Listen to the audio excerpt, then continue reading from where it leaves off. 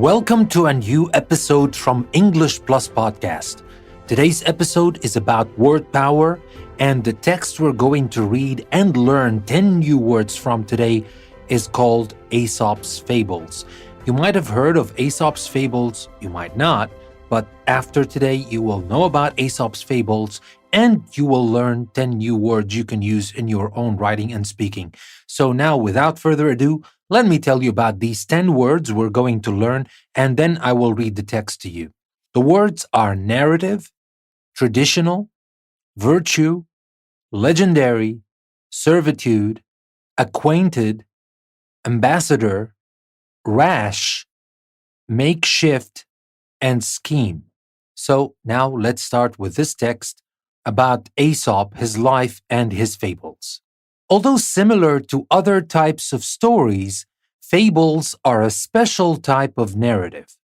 In traditional fables, such as those supposedly told by Aesop in ancient Greece, the characters are animals. The story itself is meant to teach a lesson, such as the value of some moral rule or human virtue. Aesop is mentioned by a number of ancient Greek authors, but it is difficult to separate fact from fiction. Most people agree that he was born a slave in the first half of the 6th century BC. Beyond this fact, however, stories of Aesop's life are probably more legendary than factual. As was the custom then, even those born into servitude were allowed to participate in public life, so even though he was a slave, Aesop may have been allowed to travel far and wide sharing his fables. According to one somewhat questionable story, Aesop settled in Sardis. There he became acquainted with King Croesus. Croesus thought highly of Aesop and hired him to serve as an ambassador of goodwill to the people. This allowed Aesop to spread the wisdom of his fables. Unfortunately, Aesop's own sense of morality led to his death. Croesus sent Aesop to Delphi with gold to distribute to the citizens of that republic. When Aesop arrived, he became angry at the Delphinians' greed, so he sent the money back to Croesus. The angry Delphinians captured Aesop and immediately executed him. The people of Delphi were punished for their rash behavior with a series of catastrophes that continued until they offered a public apology. Whether Aesop wrote the fables credited to him or not, the stories have been retold and enjoyed for centuries. One such tale is The Ant and the Dove. Now, try to figure out its moral or lesson. A very thirsty ant went down to the river for a drink. There the rushing waters carried the ant away. He was about to drown when a dove, watching from a tree branch overhanging the river, dropped a leaf into the water near the ant. The ant climbed aboard this makeshift raft and drifted to the shore and safety. A little while later, a bird catcher came along and began arranging twigs as a trap for the dove. The ant, realizing the bird catcher's scheme, bit him in the foot. The bird catcher's painful scream alerted the dove, who flew away. So, that was our text, and that was the story of the famous Aesop and his famous fables. But now let's focus on the 10 words I told you about. But before we talk about the words, let me remind you of something very important, that you can find a link in the description that will take you to our website, where you can find interactive activities you can use to practice the words you're learning in this episode, and you will find a PDF downloadable practice worksheet with answer key also on the website, along with the show notes and everything you need to practice everything you're learning here in English Plus Podcast. And by the way, we have that for every single episode. So if you haven't checked the other episodes, please go there and check the other episodes. All of that is available to you on EnglishPlusPodcast.com. And of course, for those of you who love the content we're creating and you would like to support us, you will also find a link that will take you to Patreon, where you can become our patron.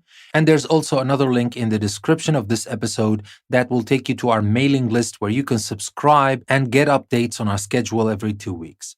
Now, with that being said, let's not waste any more time and let's start straight away with our first word, narrative.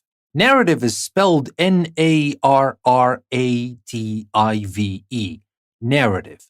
Now, in the text, we said, although similar to other types of stories, fables are a special type of narrative. What is the meaning of narrative? Now, a narrative is a story or an account of a series of events. That is a narrative. So here, when we said, although similar to other types of stories, fables are a special type of narrative, we're talking about basically a story. So that was narrative. Now let's move on and talk about our next word, traditional. Traditional. Traditional. In the text, we said, in traditional fables, such as those supposedly told by Aesop in ancient Greece, so traditional, what does that mean? Traditional customs, beliefs, or methods are ones that have existed for a long time without changing. Those things we call traditional. So when we say in traditional fables, we're talking about those things that have existed for a long time without changing. So that was traditional. Now let's move on and talk about the next word, and that is virtue. Virtue. Virtue. And here in the text, we said, the story itself is meant to teach a lesson, such as the value of some moral rule or human virtue. What is the meaning of virtue? Human virtue. Now, virtue is thinking and doing what is right and avoiding what is wrong. So this is virtue. And this is what was meant by Aesop's fables to teach us lessons about some moral or human virtue. So that was the word virtue. Now let's move on to talk about the next word, and that word is legendary. Legendary. Legendary. Now, in the text we said, most people agree that he was born a slave in the first half of the 6th century BC. Beyond this fact, however, stories of Aesop's life are probably more legendary than factual. So here we're talking about something, obviously, that is not like history, something that we do not have proof of, might have been right, might have been wrong. If you describe someone or something as legendary, you mean that they are very famous and that many stories are told about them. But remember, most of these stories might not be true. And you know when people exaggerate stories over time, so maybe it started as history, but then it turned into a legend. So that was our word, legendary. Now let's move on to talk about the next word, servitude. Servitude. Servitude. Now in the text we said that, as was the custom then, even those born in servitude were allowed to participate in public life. Because we were talking about Aesop, who was probably a slave, or he was born in servitude, into servitude. What does servitude mean? Servitude is the condition of being a slave, or of being completely under the control of someone else. So that is servitude. And now let's move on to talk about the next word, acquainted. Now this word is a little bit difficult to spell, so pay attention to it. It's spelled ACQUAINTED. Acquainted. Now, here in the text we said some stories were true, some stories were not, and we already talked that Aesop's stories anyway, or the stories about Aesop, were legendary anyway, but some say that Aesop settled in Sardis. There he became acquainted with King Croesus. Now, here he became acquainted. What does it mean when you become acquainted, or if you are acquainted with someone? If you are acquainted with someone, you have met them and you know them. You can also say that two people are acquainted. They know each other. So that was acquainted. Now let's move on to talk about the next word, ambassador. Now in the text we said, Croesus thought highly of Aesop. He even hired him to serve as an ambassador of goodwill to the people. What does that mean? An ambassador is an important official who lives in a foreign country and represents his or her own country's interests there. So this king sent Aesop as his own ambassador. So he liked him very much, obviously, if the story was true. But let's take the story as it is.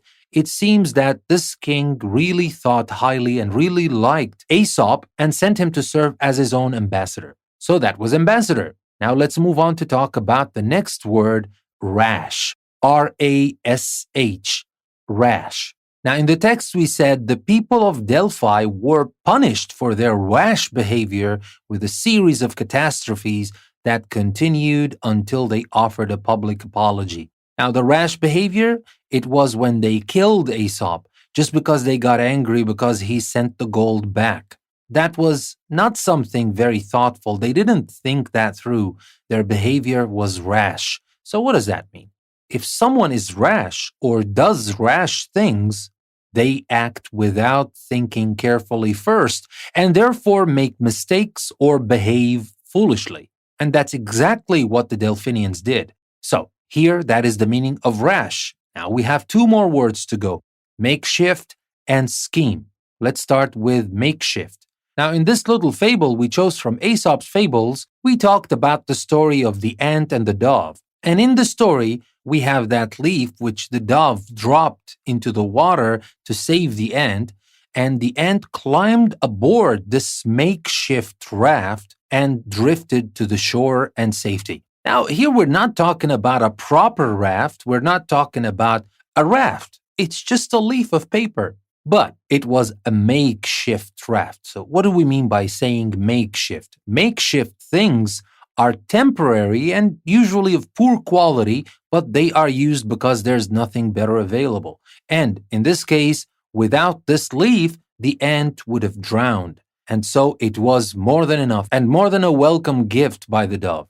So that was the meaning of makeshift. Now let's move on to talk about the last word in our episode today, and that is scheme. Now here the turn of events happened that after the ant was saved, the ant noticed a bird catcher who was about to catch the dove, and the dove didn't know about that, so the ant had to do something. So here we said the ant, realizing the bird catcher's scheme, bit him in the foot. That's what the ant did to save the dove. And here the ant realized the bird catcher's scheme. So what is the scheme? A scheme is someone's plan for achieving something. So that is a scheme. Now, we usually use it to talk about sinister plans, not good plans, but it can be used for both. But usually we use it in a negative sense. So with that being said, these were the 10 words I wanted to share with you. Let me remind you again what the words were. There were narrative, traditional, virtue, legendary, servitude, acquainted, ambassador, rash, makeshift, and scheme. And the best way to learn new vocabulary is not just to listen to English Plus podcast. This is part of it, of course, and I hope we're doing our part by introducing you to new words in context where you can use them in your own language and make them a part of your active vocabulary bank. But that is not enough. Remember, practice is the most important thing to learn English, and especially if you want to learn new vocabulary. And for that, we've got you covered. Because if you take the link to our website, EnglishPlusPodcast.com, you can find the link in the description. You will find everything you need. We have interactive activities. We have PDF practice worksheet with its answer key, downloadable for free. You can take all of these things and practice just to make your English better. And let me remind you, of course, that if you like what we're offering and you would like to support us, you can go to Patreon and support us by becoming a patron of English Plus Podcast. Now, with that being said, thank you very much for listening to another episode from English Plus Podcast. This is your host, Danny. I will see you next time.